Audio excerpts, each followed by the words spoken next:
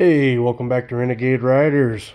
This is my update on the track removal. I figured this will do good for the video. Once I get it all back together, it really wouldn't help explain anything. So just going to run through special tools, any kind of special processes we used, a couple of tips and tricks.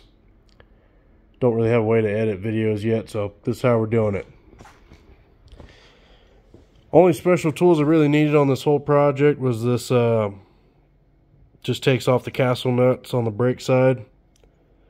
It's going to be a BDX tool. Part number on that is going to be 50046. And a primary clutch removal tool. I don't have part number on it. There's another way to get off the primary clutch. I don't recommend it, but if you got to do it, you got to do it.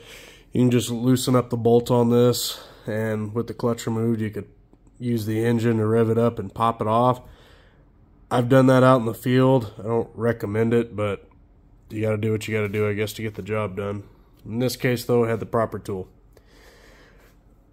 First thing you're going to do is get the hood and your tuning pipe and your muffler out of the way. I've seen some people do this without removing the hood and the tuning pipe, but it's just too easy to get out of the way.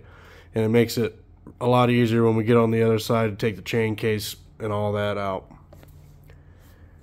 You do need to take off your secondary clutch. You don't need to take off your primary necessarily. I took it off because this unit's also getting a service. So it's going to entail cleaning all the sheaves, checking all the primary springs, weights, everything like that, helixes. So they were going to come off anyway, so they're just out of the way for right now. But if you're doing this, you don't necessarily need to take off the primary, even though it does give you a little more room to make magic happen over here. Down here, you're going to have to take off your caliper and your rotor, and I slide the brake pads out because it made it a little easier. Do not disassemble this caliper. It says in the manual not to unless you're going to service the caliper, because if you split it apart with these two bolts, it's a dual piston caliper, so it's going to have fluid go everywhere.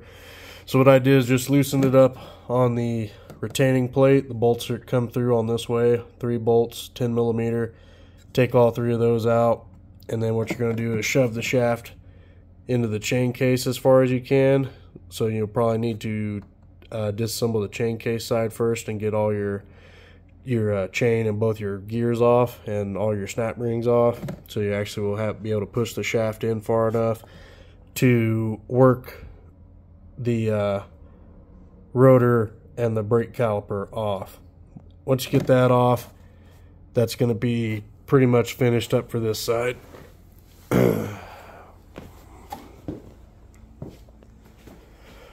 Over here with the chain case, I didn't have to use any special tools. Once you get the pipe out of the way, you just need to take off your oil lines, take your electric connections out of the way. On both sides, you're going to take out the foot plates, if I didn't mention that on the other side. So take your foot plates out on both sides to get more access. Then you're going to take the chain case apart. Just 1, 2, 3, 4, 5, 6, 7, 8, 9, 10, 11, 12, 13 fasteners. And then you're going to take your oil injection tank and the chain case cover. Just going to pull it out as one. I wouldn't split them unless you have to. And then in here, you're going to take you're going to get your tensioner loose, get it all pulled out, pull your chains and your gears off, clean it up, check your bearings while you're here. Both these bearings are good. Check your inner seal on your drive shaft and up here on your jack shaft. Make sure they're not leaking. If they are, you are going to need to replace them. Once you get all this squared away, you can pull the skid out, just the 4 bolts, the 2 bolts on either side up here, and then your 2 bolts right there. Once you get all that taken out, you'll be able to get the skid out of the way. And once you get the skid out of the way, then all you gotta do is push the track towards the heat exchanger as much as you can. You're just gonna push the shaft towards the clutch side and get it all the way out of the chain case housing, and then you should be able to tilt it down and pull it out, and then your track and your drive shaft and drivers are all going to come out as kind of one little assembly.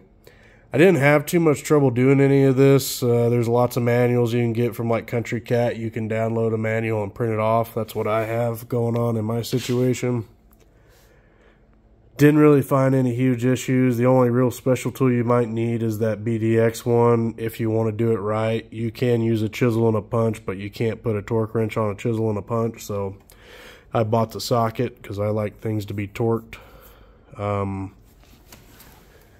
If you're going from the old style track, which is the big window track, and we're replacing this one because we have several delaminated lugs and lots of other ones that are showing signs of cracking, and I don't like dealing with stuff during the season, so that one's going away. But if you're going to the new style, which is the closed window tracks, your old driver will work with them. So if your drive shaft's in good shape and all your drivers are intact, you don't have any issues with the drive shaft, you can just reuse your drive shaft. Some people do ask about whether or not these tracks are compatible. They use the same drive shaft. They didn't update it, they didn't change it. There for a while from Arctic, for some reason they were selling the drive shaft with the track. I don't know why. Otherwise, that job's pretty straightforward. Just make sure when you pull all this apart, don't be pulling on the brake or anything. Otherwise, you'll force the pistons out and you'll have to deal with that situation. But that's pretty much all you're doing. Me, I just, of course, I used a super safe rated ratchet strap directly to my rafters. That's safe. You don't need to worry about that. That's not what we're here to talk about. That's pretty much all you're going to be doing. Just make sure you take off those 3 retaining bolts. Otherwise, you're not going to be able to get the drive shaft out. That's all the special tools. That's the update about the track. I think that's pretty much everything.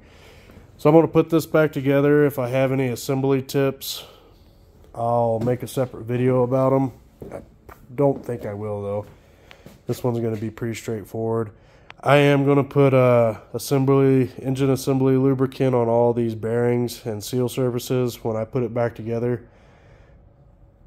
You can use just chain oil. I'm going to use assembly grease because I don't want it running down the bottom of the case when I'm trying to clean all this up for the sealing surfaces. So I'm just going to pack it full with a little bit of assembly lubricant and call it good.